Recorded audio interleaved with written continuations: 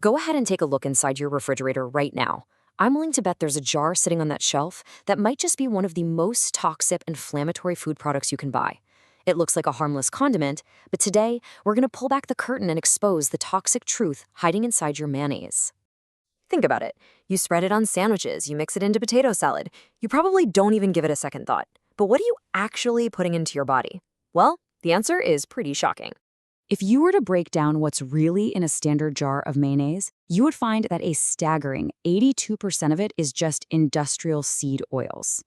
Let me say that again, 82%. That's not a food. That's a jar of pure liquid inflammation.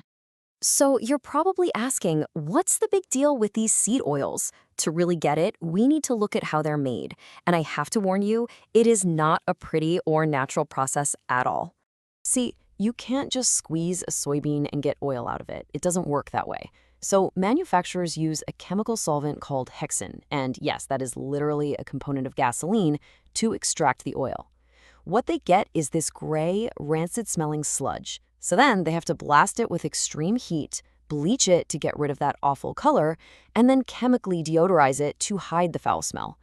By the time it's sitting in that mayo jar, it is a completely dead, oxidized substance. Now, to really understand the problem here, we've got to talk about stability.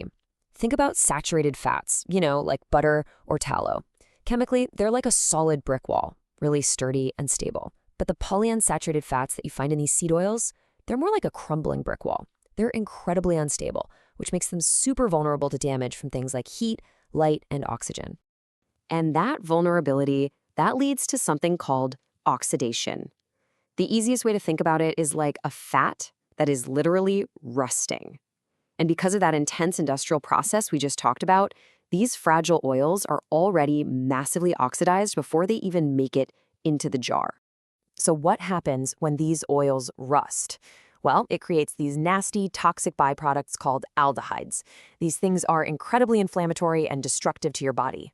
And get this, if you've ever had a really bad hangover, you know exactly what aldehydes feel like. They are the very same toxins that cause that misery. So when you eat commercial mayonnaise, you are literally spooning these toxins directly into your system. But the damage doesn't just stop in your stomach.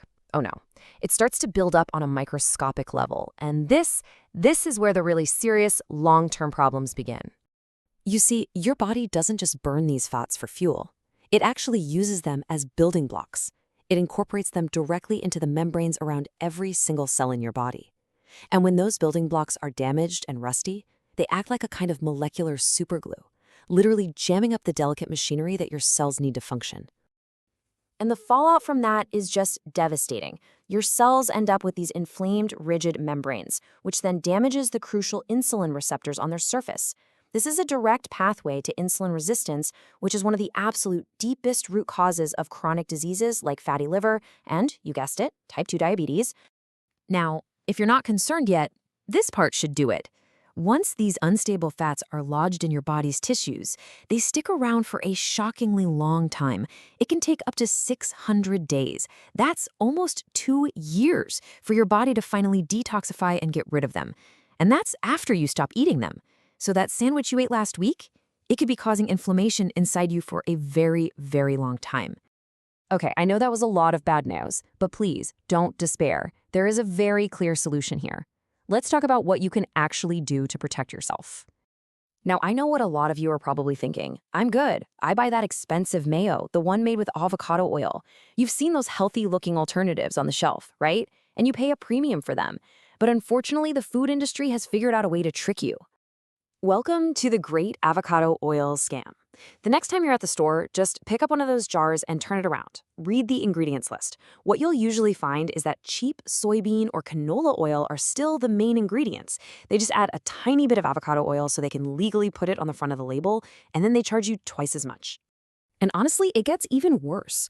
A recent study of commercial avocado oils found that an unbelievable 82% of them were either already rancid and oxidized right in the bottle, or they were secretly cut with cheap filler oils like soybean oil.